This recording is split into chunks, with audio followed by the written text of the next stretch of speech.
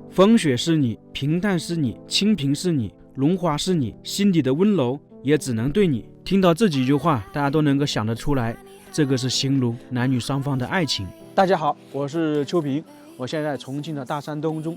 说到爱情，大家第一印象就是梁山伯与祝英台、牛郎织女这些故事。很多人呢都是通过影视剧或者一些书籍了解得到。而在重庆大山这里有一个爱情故事呢，离我们相当近，被称之为爱情电梯。简单的一说，就是一位男子为了他妻子能够出行方便，用了50年的时间，在一座悬崖绝壁上面修凿了6000多级的台阶。正说古今呢，上个世纪50年代，重庆市江津区四面山有一位叫做刘国江的青年，爱上了大他10岁的俏寡妇徐朝清。为了真爱，躲避到四面深山老林的半坡头安家立业，生儿育女，过着山中无甲子，寒岁不知年的生活。为了方便徐朝清出行，刘国江用了50年时间，在悬崖峭壁上面开凿石梯，大概6000多余级，被人们称之为爱情天梯。这就是中国当代10大爱情经典故事。纵观古今，爱情经典故事大多是以悲剧收场，其幸福团聚要么是虚幻于天上，要么希望于来世。而爱情电梯比梁祝完美，比牛郎织女真实，比白蛇传淳朴，比孟姜女幸福。他们在平淡中体现了爱情的坚韧与朴实，用生命的长度和高度编织出一幅绝美的爱情画卷，为现代爱情提供了一个最朴实最单纯的蓝本。爱情天梯感动中国，震惊世界。现在我们准备去走一走那个爱情天梯。在这个路口看到一座桥，叫做同心桥。所谓同心的说法，自古以来留下了很多缠绵悱恻的诗句，比方说愿得一人心，白首不分离，但愿今宵是我心，定不负。千百年来，什么样的爱情才是刻骨铭心呢？或许就是同心2个字。这就是他们夫妻的雕像，上面是2位老人拄着拐杖，大家看下面有台阶。其实这个雕像呢，就是寓意了他们的爱情故事，寓意了这位老人给他妻子修建的这个栈道台阶。所以说这个雕像雕塑也是有含义的。他们的爱情故事可以追溯到上个世纪40年代，在1942年的某一天，徐朝清要出嫁了。在那个时候出嫁讲究的是8抬大轿，非常热闹。当时徐朝清出嫁的那一天，刘国江也刚好在村上。不过呢，那个时候刘国江只有6岁，而徐朝清是16岁，2个人相差了10岁。当时在川东南地区有一个民俗叫做摸牙疤，因为当时刘国江磕断了门牙，这个习俗就是掉了门牙的孩子，只要让新娘子摸一摸嘴巴，新牙就会长出来。所以当时刘国江他受到他家里人的一些我们说撺掇一样，就来到了轿子旁边，新娘子就摸了一摸他的嘴巴。首次见面就给刘国江留下了深刻的印象。在这一年，童真的刘国江与娇羞的新娘徐朝清就这样邂逅了，也为他们后面的故事发展打下了伏笔。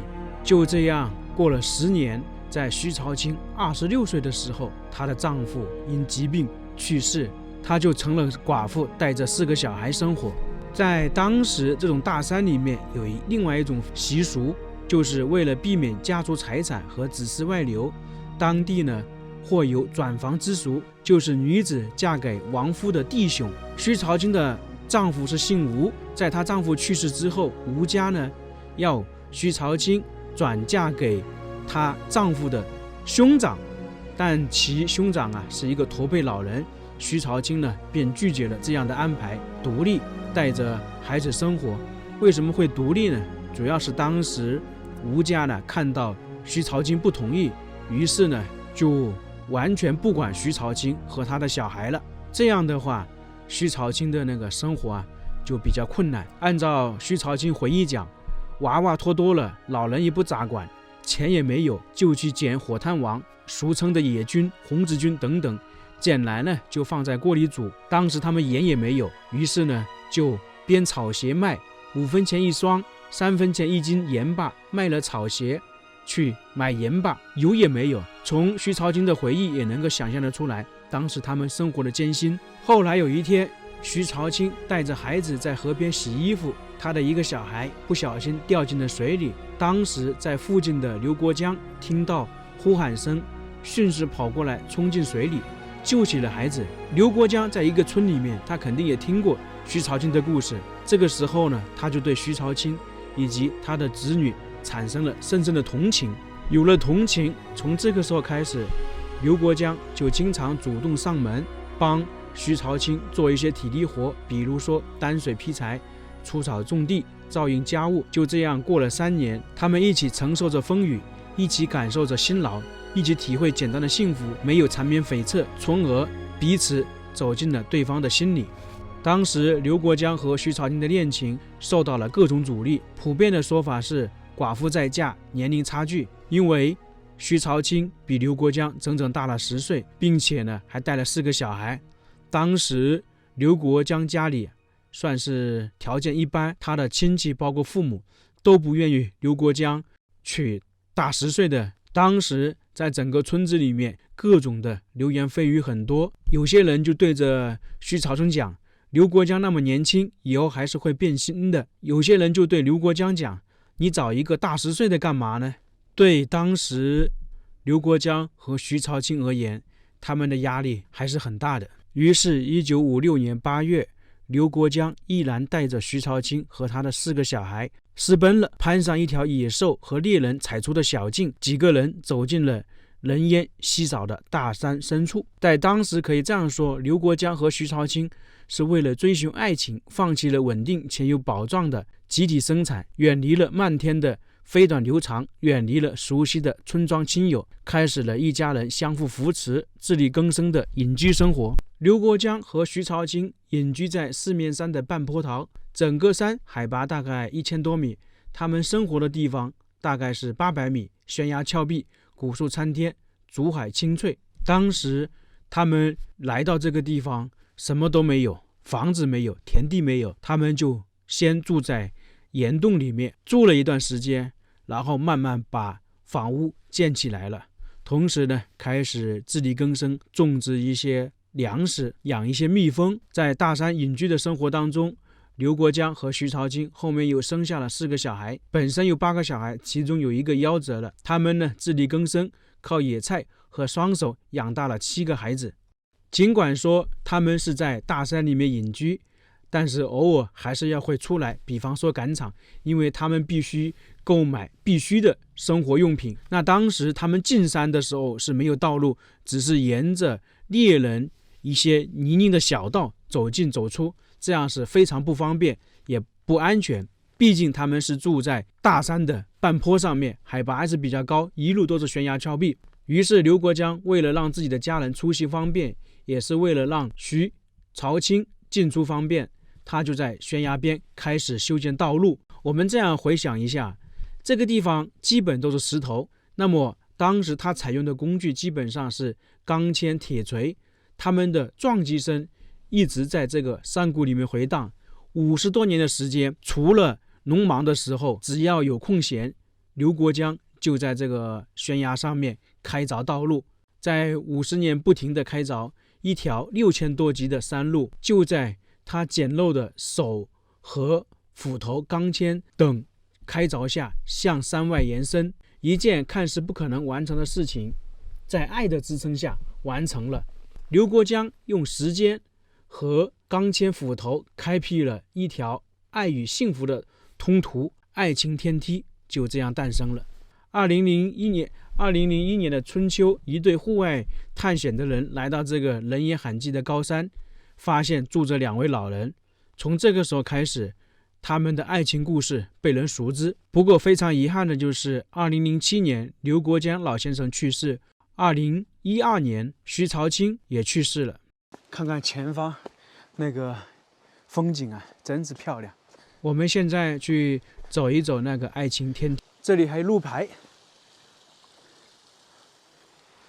叙事馆相守墓天梯第1步。相守墓就是他们后面去世安葬在一起，天梯第1步就是那个台阶正式开始的。在这个山脚下面还有一栋房屋，这就是刘国江老人儿子居住的地方。明显可以看得出，这个房屋是有2种形式，左边这个是由泥土，右边是木头。那左边这个应该是早期建设的，而右边呢，应该是建立了没多久。当时刘国江他来到这个山上隐居的时候，建房屋的那个瓦呀，都是自己烧的。爱情天梯路正式开始，半世朝梯，凝聚一生恩爱，万人朝圣，传承千才楷模。爱情天梯，这副对联说的就是他们的故事。万人朝圣是当时他们去世之后，上万个人来到这里吊唁。爱情天梯第一步，应该说台阶正是从这里开始的。我们就现在一步一步走上去，6000多个台阶，得走到什么时候啊？当然，那个时候的台阶跟现在不一样。我们现在明显看到去是比较宽敞的，这是应该修建了景区之后重新整理的。这刚开始就很难走，很陡峭，那么以前就更难了。哎呦，我现在说到爬山都怕，我估计走不完全程啊。险峻的地方到了，这里就是他们当年开凿的，比较明显的就这些，当年刘国江他开垦的。哇，现在是有铁链，要不然也很容易滑倒。估计这里都是啊，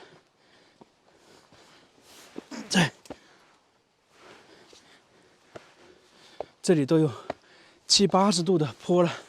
尽管说刘国江从小伙子到老年一直在开垦这条道路，但是开垦出来也很难走的。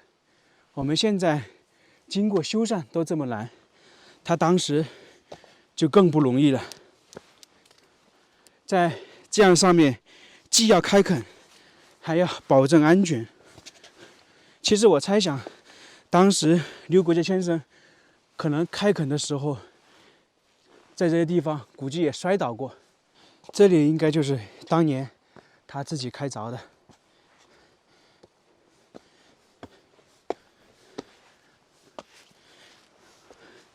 真陡峭啊！不知道还要爬多久啊！这些木头就是他当年弄的。哎呦，这些就是因为他一个人没有那么多功夫，也没有那多精力去弄这些石头，所以很多时候就是开凿这样的。那当然有一些道路被这些石头已经覆盖了。太难爬了，爬山真是一个体力活。这一块的不知道是后面开发的还是当时就有的。我走了将近40分钟才走到1314台阶，差不多还有将近5000个台阶，太难了。哎呀，又摔了一跤，刚刚摔了一跤。哎呀，走这些地方一定要小心再小心呢。本来就是阴雨天气，像这一块当时它完全是在绝壁上修建的，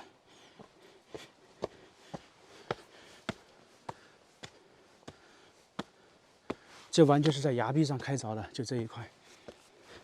好久没人走过了，可能现在。